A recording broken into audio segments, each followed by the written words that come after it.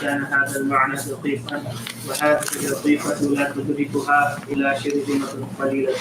وجب أن ينسب حق إلى ما إليه مالا، وإياه قصدا ونحوه انتحل، كأن ذلك تعيين لبعض قوى النفس التي مالت من جهته، وكأن ذلك اختصار قولنا حق هذه اللطيفة من جهة ميلها إلى الله.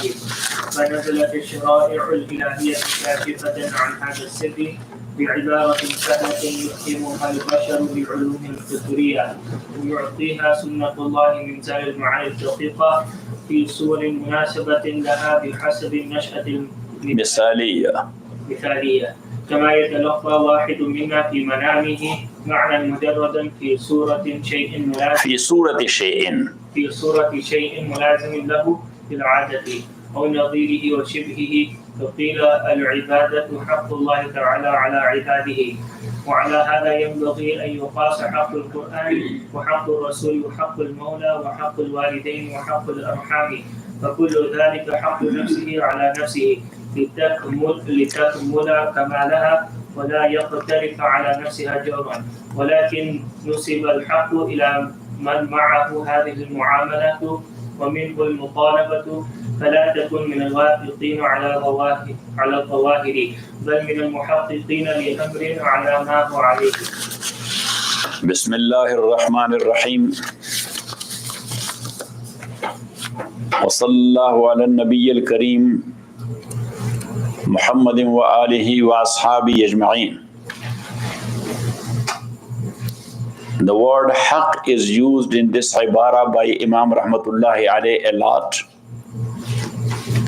So what is haq? So haq is such a thing which is incumbent upon a person. That is haq.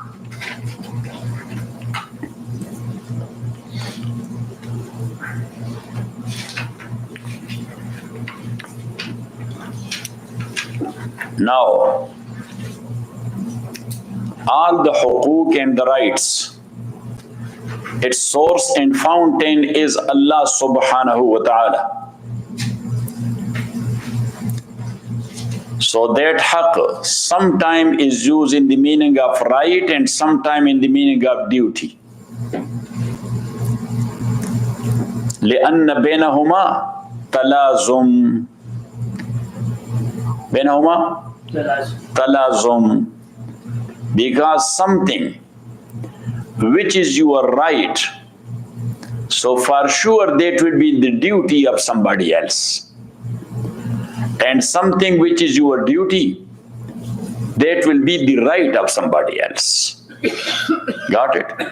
And this thing in its practice is mutual, and not only in its practice, in its very concept that is mutual.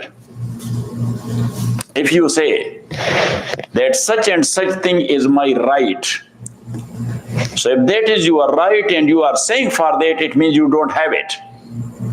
Yes? And there is someone who has to provide you that right. So then that is his duty.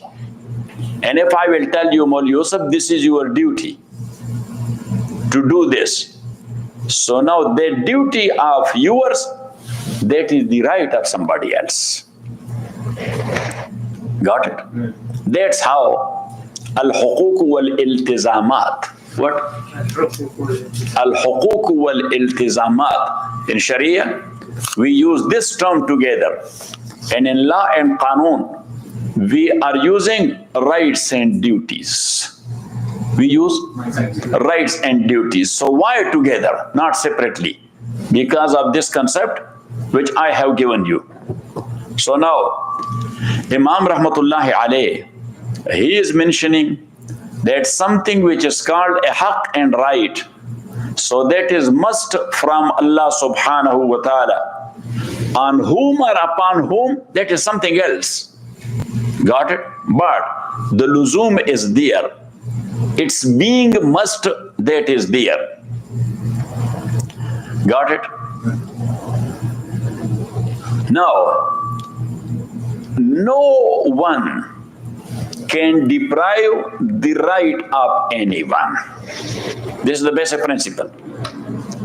no one can deprive or take away the right of another one. If somebody is doing that, that is wrong. Somebody is doing that, that is wrong. Taking away the right of somebody, that is wrong. So that's why it is said that rights could not be snatched, mean in a legal and legitimate way. Rights could not be snatched.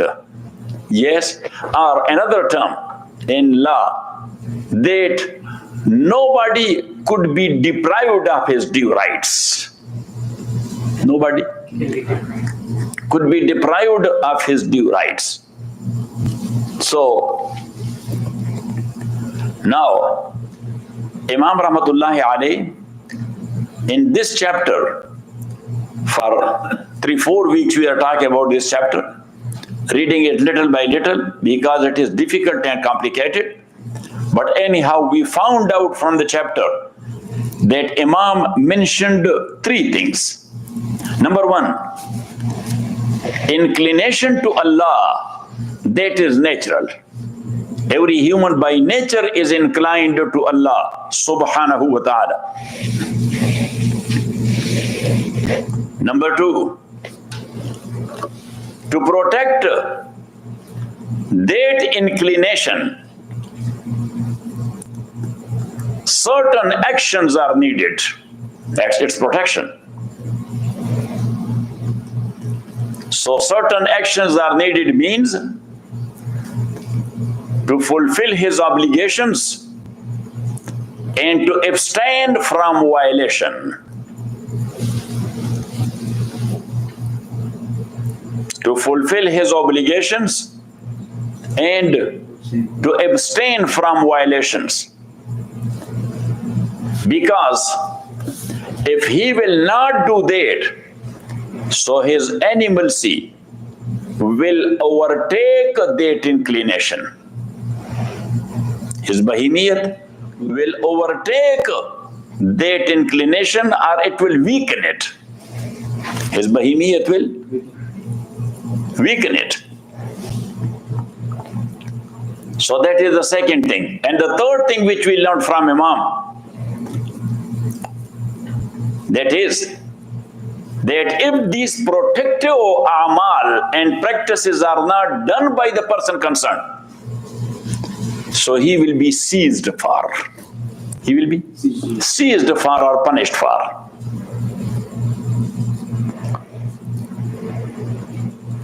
Now Imam Rahmatullah Alayhi is explaining that all these 3 things, these are the due right of that Latifa Nurani. You know the illuminating element we are talking about?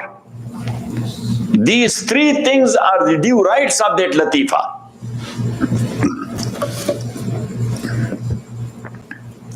But Imam says that this subject is that much complicated, that this is beyond the approach of common lay people. And those who understand it, they are very few in number. Imam called it shirzima, illa shirzimatun qalila. Very few people, they know this philosophy.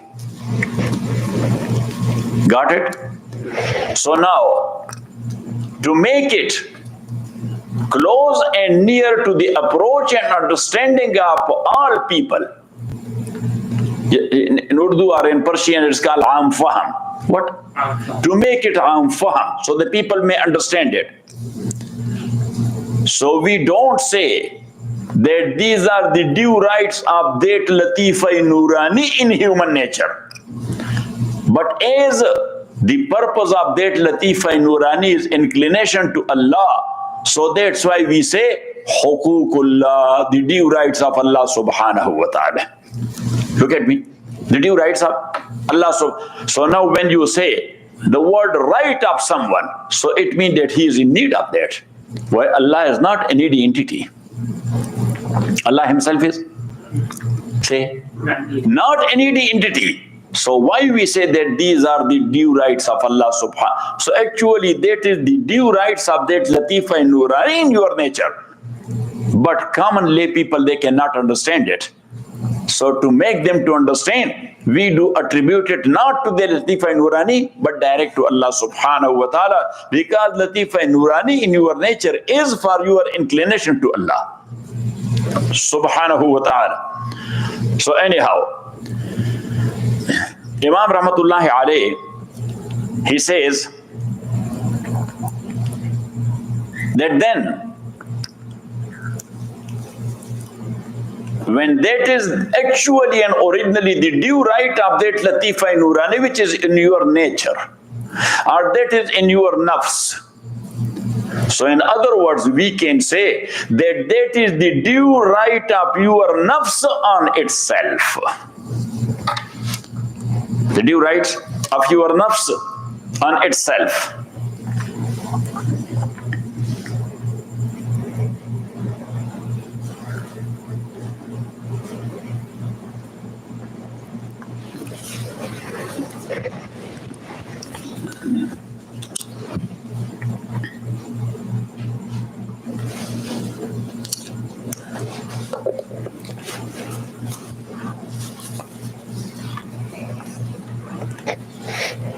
And now, this inclination is like the inclination of someone to status, to position, to wealth, to job, or say like this, to fame. Everybody has that inclination or not? But that is on physical side, that's why the people understand it and the people have it. And they know that they have it. But this one is too complicated, that's why they do not understand it. Otherwise, Imam Rahmatullah alayhi said that this inclination towards Allah, this inclination of your nafs towards Allah, that is just like the inclination you have your nafs to delicious food, to enjoyment, to entertainment, to a status, to fame, to position, to wealth, to property, and just say it.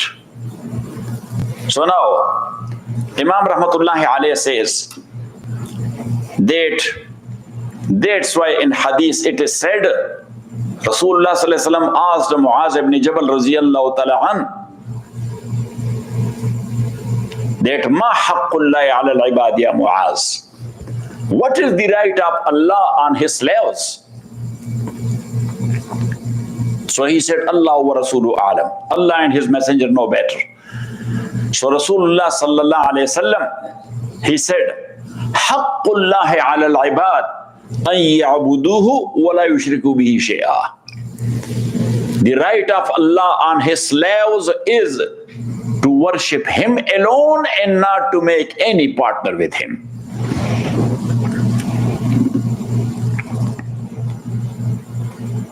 Now, once again, Rasulullah sallallahu alaihi wasallam attributed this ibadah as a haqq of Allah to Allah. And we mentioned that haqq is such a thing that the person concerned is in need of that. While Allah subhanahu wa ta'ala does not need our ibadah, and still it is called ibadah or haqq of Allah. So that's why, through this philosophy, we say to worship Allah and not to make partner with Allah, that is the due right of your nafs on your nafs. That is the requirement of your nafs. And you have to fulfill that. And if you are not doing that, so the outer effect will befall you. And that is just like the rule of physics, cause and result. Cause and result.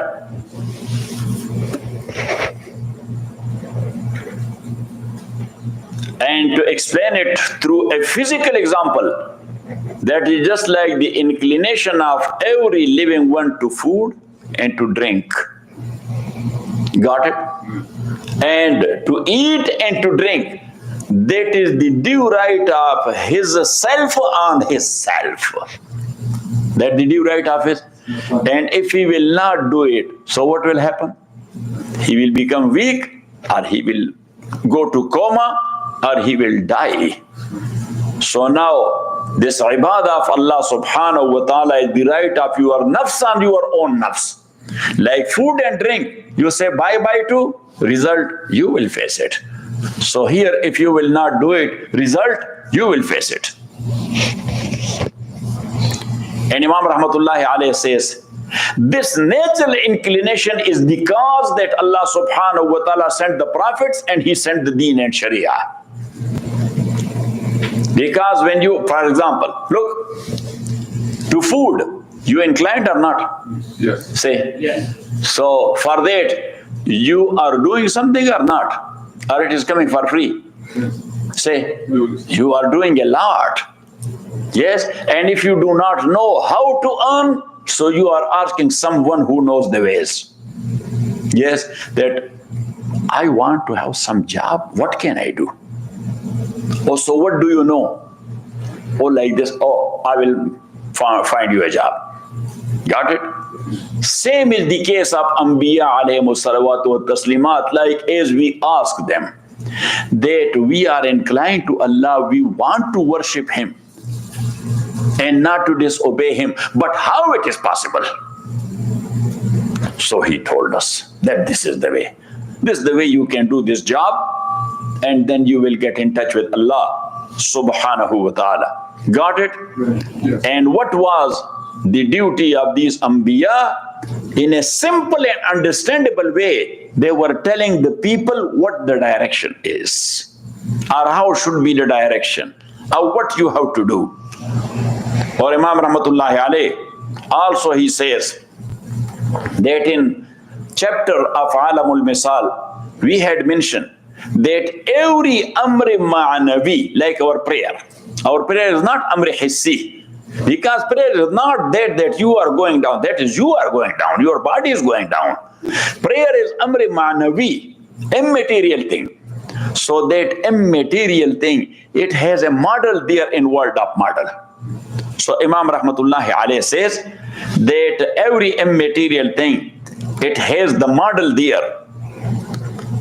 And Allah subhanahu wa ta'ala, He has sent down the rules in accordance with that model. That how you will make it. How you will make that model to get in touch with. Got it? So that is just like seeing immaterial things in your dream. Immaterial things in your, but you are seeing it there in material shape. In dream you see it in material shape. Got it? Like after the death of your father, you see your father in your dream. So you see his ruh actually, the body is gone. But you see that in shape of a material thing. So now Imam Rahmatullahi alayhi says, وَلَمَّا كَانَ هَذَا الْمَعْنَى دَقِيقًا. And when this mana is very daqiq, daqiq is something which is not understandable very easily. Barik, وَهَذَا اللَّطِيفَةِ لَا تُدْرِكُهَا إِلَّا شِرْزِمَةٌ قَلِيلًا. And this latifa in Nurani in human nature, only a few people, they can understand it. وَجَبَ أَن يُنْسَبَ الْحَقُّ إِلَى مَا إِلَيْهِ مَالَتْ. So then the right, we are not attributing it to that latifa or to that element, but we attribute it إِلَى مَا إِلَيْهِ مَالَتْ, to that entity to whom this latifa has the melan and the inclination. وَإِيَّاهُ قَصَدَتْ, and to that entity which this latifa acquires, وَنَحْوُهُ انتحت, and to him that is inclined, كَأَنَّ ذَلِكَ تَعْيِينٌ لِبَعْضِ قُوَى النَّفْسِ الَّتِي مَالَتْ مِنْ جِهَتِهِ. Like this is the ta'een and appointment or fixing of some quwa and powers of nafs, allati, those powers, malat min jihatihi, that this latifa is inclined because of that to Allah subhanahu wa ta'ala. وَكَانَ ذَلِكَ اخْتِصَارُ قَوْلِنَا. And this is actually the brief of our saying, حَقُّ هَذِهِ اللَّطِيفَةِ مِنْ جِهَةِ مَيْلِهَا إِلَى اللَّهِ تَعَالَى. That is the haqq of this latifa, the due right of this latifa, because that is inclined to Allah. فَنَزَلَتِ الشَّرَائِعُ ilahiyya. So the Sharia from Allah subhanahu wa ta'ala came kashifatan an hadha sir, which is explaining or disclosing an hadha sir, this very hidden point bi ibaratin sahla, but with such like ibara and such like wording which is easy to understand. Well, yafhamu al-bashar, that the human, they may understand it bi'ulum al-fitriya, because Allah has given them in their nature the ability to understand it. وَيُعْطِيهَا سُنَّةُ اللَّهِ مِنْ إِنزَالِ الْمَعَانِي الدَّقِيقَةِ. And the sunnah of Allah subhanahu wa ta'ala is giving it min inzal al-ma'ani al-daqiqa fi suwarin munasabatin laha, that Allah subhanahu wa ta'ala is sending down these ma'ani, barik ma'ani, fi suwarin munasaba, in very suitable shapes. بحسب النشأة المثالية, and that is just like the alam misal. كما يتلقى واحد منا في منامه معنى مجردا, like one of us in his dream he feels or he sees some immaterial معنى في صورة شيء ملازم له في العادة, but he sees that in the shape of a thing which is very much mulazim to that habitually. Like, to explain it, Rasulullah sallallahu alaihi wasallam, he said that on the night of ascension, when I was there in Baitul Maqdis and I led the arwah of Anbiya in prayer, so Jibreel atani biqadhaini, Jibreel brought me 2 cups. Jibreel brought me. One cup was full of khamr and wine, another was full of milk. فَاخْتَرْتُ اللَّبَنَ, Rasulullah sallallahu alayhi wasallam, he said that I picked up the milk one and I drank it. So Jibreel told me, اخترت الفطرة يا رسول الله. You have chosen the nature. You have chosen the nature. Now nature is an invisible thing. That is mana. That's what? That is mana. But here, that mana has been brought to Rasulullah sallallahu alaihi wasallam in shape of a physical thing, which is laban. Got it? So now Imam Rahmatullahi alayhi says, أو نزيره أو شبهه, yeah, it's مثل or alike. فقيل العبادة حق الله تعالى على عباده. So that's why it is said in hadith that ibadat is the due right of Allah subhanahu wa ta'ala on his slaves. وعلى هذا ينبغي أن يقاس, and that is not only the case of حق الله, but there are so many حقوق. We say this is the haqq of Quran, this is the haqq of Rasulullah sallallahu alayhi wasallam, this is the haqq of your friend, this is the haqq of your father, this is the haqq of your children, this is the haqq of your relative. So all these hukuk are actually an inclination towards them. For understanding, we do attribute it to these people. وعلى هذا ينبغي يقاس حق القرآن وحق الرسول وحق المولى وحق الوالدين وحق الأرحام فكل ذلك حق نفسي على نفسي. While actually, look, if you are fulfilling the due rights of your father, so that is not you are fulfilling his right, you are fulfilling your own right on your own self. Got it or not it? فَكُلُّ ذَلِكَ حَقُّ نَفْسِي عَلَى نَفْسِي. And why this is so? Because look, this life of ours is to avail perfection. To what? To achieve and avail perfection. So perfection you can achieve and avail through these rights, which is the due rights of your nafs on your nafs. لِتَكْمَلَ كَمَالُهَا. So its kamal and perfection may become perfect. وَلَا تَقْتَرِفُ عَلَى نَفْسِهَا جَوْرًا. And he may not cause zulm. Jawr means zulm. And he may not cause any zulm and wrong to himself. وَلَكِنْ نُسِبَ الْحَقُّ إِلَى مَنْ مَعَهُ هَذِهِ الْمُعَامَلَةِ. But this haqq and this due right has been attributed to that one with whom your muamala and transaction is, like your father and your mother and so on. Same is the case of Allah. وَمِنْهُ الْمُطَالَبَةِ. And from him is the mutalaba and the demand. فَلَا تَكُنْ مِنَ الْوَاقِعِينَ عَلَى الظَّوَاهِرِ. What is your word? وَوَاقِفِينَ or وَاقِفِينَ. So you do not stand and you do not make a staff على الظواهر, on the apparent things. بل من المحققين. Just be a muhaqqiq and researcher للأمر, for the issue concerned على ما هو عليه, as it is and it is required. وصلى الله تعالى على خير خلقه محمد وآله وأصحابه أجمعين برحمتك يا أرحم الراحمين.